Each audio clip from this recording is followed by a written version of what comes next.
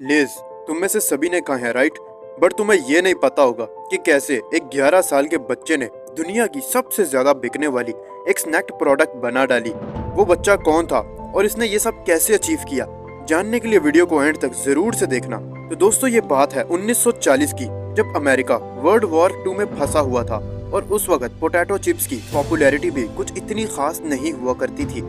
उस वक्त इन चिप्स को एक आम से छोटे पैकेट में पैक करके लोकल एरिया मतलब आसपास के जगहों पर बेचा जाता था। पर एक लड़के के दिमाग और जबरदस्त मेहनत ने ऐसा कमाल कर दिखाया जो चिप्स इंडस्ट्री में रेवोल्यूशन ले आया और इस टेस्ट को दुनिया के कोने कोने तक पहुंचा दिया।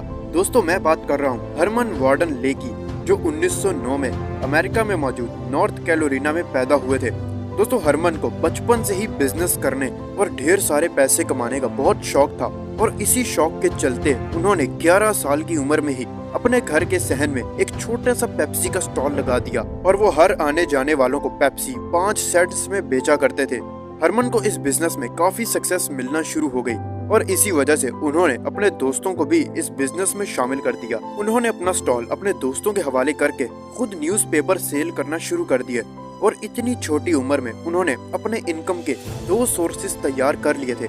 अब हरमन के अंदर बिजनेस और सेल्स को लेकर बहुत ज्यादा इंटरेस्ट जाग चुका था और इसी वजह से उन्होंने 2 साल के बाद अपने कॉलेज को भी छोड़ दिया, सिर्फ इस बिजनेस और सेल्स में कैरियर बनाने के लिए। इसके बाद वो एज अ सेल्समैन सनशाइन नाम की कंपनी को ज्वाइन करते हैं, जो उस वक्त की सबसे बड़ी बिस्किट्स और कुकीज बनाने वाली कंपनी थी। लेकिन अफसोस, हरमन इस कंपनी के साथ ज्यादा वक्त ना गुजार पाए क्योंकि 1929 में ग्रेट डिप्रेशन के दौरान उन्हें अपनी जॉब से हाथ धोना पड़ा। 20 साल के हरमन ले के पास अब कोई भी जॉब नहीं बची थी और इसी वजह से वो अपने फाइनेंशियल पोजीशन को स्टेबल करने के लिए कुछ भी करने को तैयार थे। हरमन 200 से भी ज्यादा कंपनियों में अप्लाई करते हैं लेकिन उन्हें कोई जवाब नहीं आता। बहुत ही मेहनत और हाथ पैर मारने के बाद उन्हें बैरेट फूड नाम की कंपनी से जॉब ऑफर आता है, पर वो एक ट्रक ड्राइवर की वैकेंसी थी और ये काम तो हरमन के स्किल्स के बिल्कुल ऑपोजिट था। पर वो कहते हैं ना, रास्ते चाहे कितने ही मुश्किल क्यों ना हो, किस्मत आपको आपकी मंजिल तक पहुंचा ही देती है। जब हरमन ट्रक जॉब की वैकेंसी को अवेल करने कंपनी में जाते हैं तो उन्हें पता चलता है कि ये जॉब तो पहले ही किसी को दे दी जा चुकी है। लेकिन जब बैरेट फूड के ओनर हरमन ले को अफसोदा हालत में जाता हुआ देखते हैं तो वो उन्हें एक सेल्समैन की जॉब ऑफर कर देते हैं, जिसे सुनकर हरमन बहुत खुश हो जाते हैं और खुशी खुशी जॉब को अवेल कर लेते हैं और अगले दिन से ही काम पर लग जाते हैं। दोस्तों, उस वक्त पोटैटो चिप्स की इतनी कोई खास वैल्यू नहीं हुआ करती थी, बट हरमन के सेलिंग थिंग्स के स्किल्स की बदौलत इन्हें शहर के कोने कोने तक मशहूर कर दिया।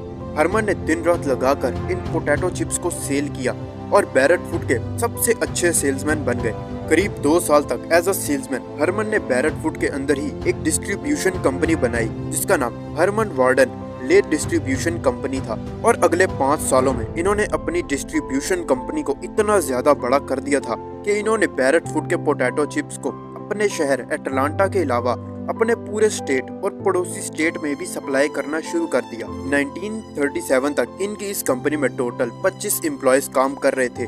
लेकिन हरमन के कैरियर का टर्निंग पॉइंट साल 1938 में आता है। इस साल बैरेट फूड के ओनर की भी डेथ हो जाती है और ये कंपनी बेसहारा पड़ जाती है।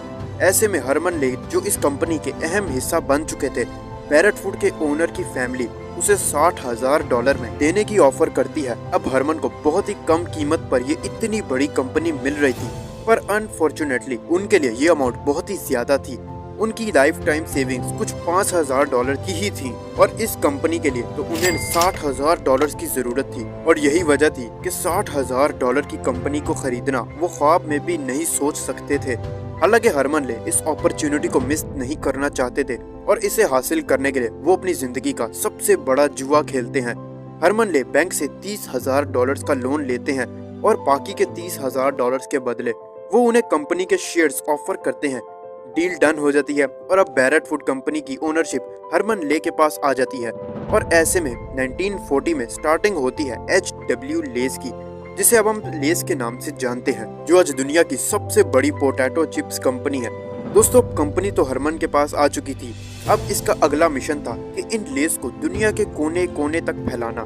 पर जैसा मैंने आपको बताया, ये उतना आसान भी नहीं था जितना हम सब सोच रहे थे। इनफैक्ट ये इतना बड़ा मसला था कि इसका सोल्यूशन कोई भी कंपनी नहीं निकाल रही थी।